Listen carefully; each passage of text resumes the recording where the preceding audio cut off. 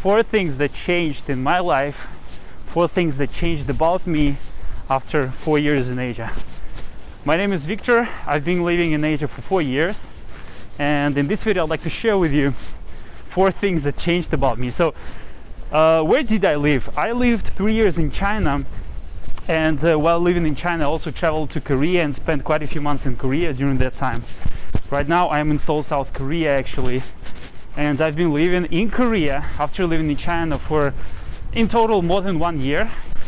And so in total I lived 4 years in Asia, 3 years in China and 1 year in Korea. So in this video I'm going to be talking about 4 main changes that happened to my personality, to my main character, my skills, everything that I've gotten.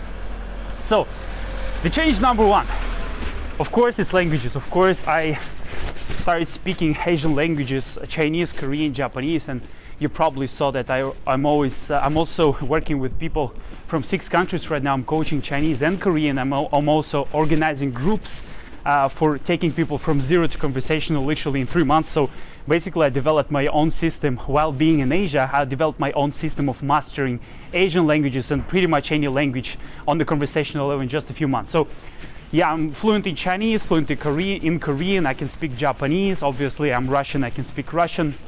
And so the number one change that happened to me, of course, it's languages. So I became fluent in Asian languages. Let me wear a mask really quickly. This is number 1. And so basically, when I always say that you can't just master a language on a fluent level, you don't just master a language.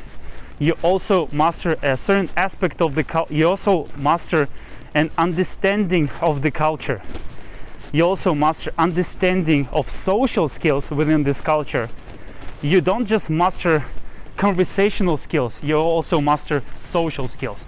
So it's not just that, like for example, it's not just you learn Korean or learn Chinese or learn languages like this. You also start noticing some social subtleties, and this is the change number 2 that I'd like to talk about. So it's paying attention to details.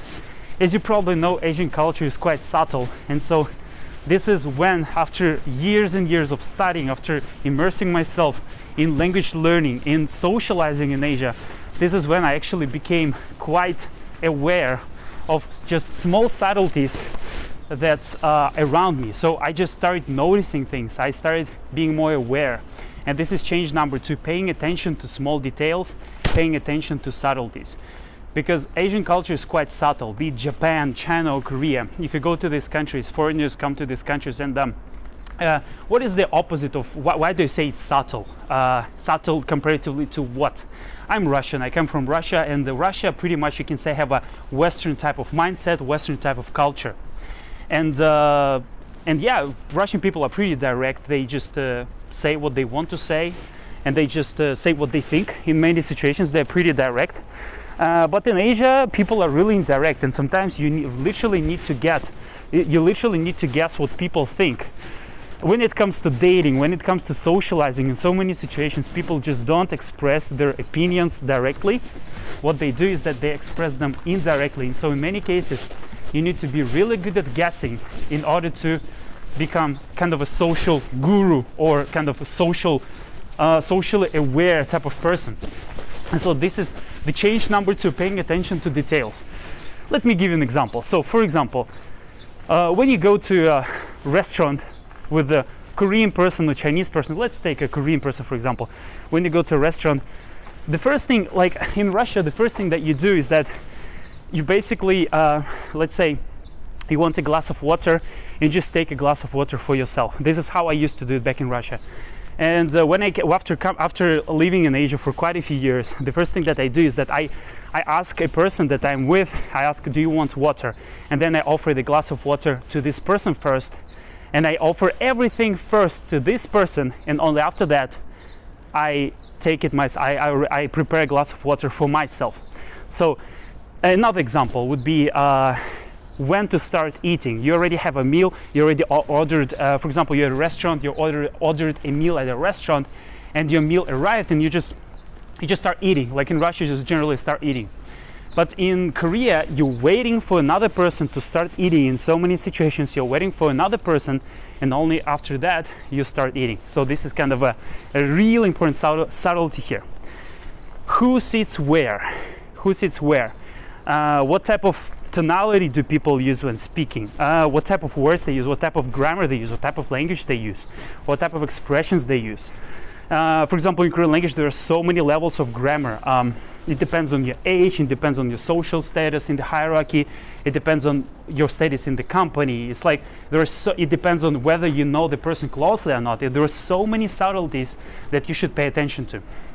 And like when it comes to texting, for example, when it comes to talking to people in real life or in texting, there are so many subtleties that are literally invisible from us foreigners. From you and me, they're literally invisible at first when we just come to Asia. They're just literally completely invisible to us. So paying attention to subtleties. Another example I'd like to give you here, for example, let's say you went out on a date with an attractive partner. You went out on a date, and this partner asks you, "Oh, when do you go home?" Or "Is it cold? When do you go home?" In many situations, not in all of the situations, but in many situations, it means that this partner wants to go home. This romantic partner or friend wants to go home first, but he or she doesn't say that I want to go home, I need to go home. What she or he does at first is that he or she asks you whether you want to go home. When do you need to go home? So it's like the focus is on you at first. It's just a really basic politeness. You might be like, "Victor, actually in my country is the same. I'm from the Western country," and it's like what you're talking is like really obvious. But guys, I don't know what is the background you're coming from, but when I want to go home, when it's cold and when I literally have no time, just directly say that. It's like it's a really Russian way of saying it. What I've noticed from communicating with some of my Western friends from Western countries, I've never been to any Western country, so probably you're more aware of the Western culture than me if you're coming from America or any type of Western country. So the thing is that what I like to tell you is that generally it's not that big of a difference between the culture that I'm coming from, between the background that I'm coming from, and the culture you are coming from. Basically, this is what I want to tell you. And if I'm not correct, please correct me. So the thing number 2 I'd like to talk about is, so for example, let's say so the person you went out with, be it a friend or romantic partner, he or she wants to go home. The first, he or she asks you, when do you need to go home? In many situations, not always, but in many situations. And it's an indirect way of saying that I need to go home. Let's say that the person you went out, you're hanging out with is hungry. What does he or she say to you? Are you hungry? Do you want to eat? When did you eat? So he or she asks you first, and then he or she says what he or she wants to do. So this is a really important subtlety that I was literally unaware of. Well, I mean, like, let's say in Korea again, I have a meal with my friend or my girlfriend. I give chopsticks to my friend or my girlfriend first, and I sometimes give chopsticks, prepare water for them first, like as a polite, as a way of being polite. I do it first. I look first at their situation, and only after that I take care of myself. Basically, it's like taking care of other people, asking other people before stating your opinion, talking about what you want, is basically the main framework. And number 3, I would say, is a character change. So when you learn a language, when you immerse yourself in this culture, so right now I can speak 5 languages, and when I speak Chinese, let's say, when I speak Korean, or when I speak Russian, English, I literally have different kinds of expressions, different kinds of mindsets, almost different kinds of structures, different ways of expressing myself. And it's really interesting. So at first you just start by expressing yourself in different ways, and then after that what happens is that your character, your personality changes on a much deeper level than you previously thought. For example, like the things that I would get mad about, like the things that I would get angry about in Korean or in Chinese, they're completely different. I wouldn't get mad about those types of things in Russian, but I can get mad about or be happy about those things in Korean or Chinese. It's kind of weird, it's kind of difficult, I know how it sounds, but basically with mastering a foreign language on a fluent/native level, what you get is not that you only get social skills, social awareness, cultural awareness, and language skills. What you actually also get is that you get some kind of a personality change. your personality becomes flexible. When I speak Chinese, I'm Chinese. When I speak Korean, I'm Korean. I think like Korean. When I speak Korean, I think like Chinese when I'm Chinese. And when I was in China, after 3 years, I didn't just spend those 3 years in China.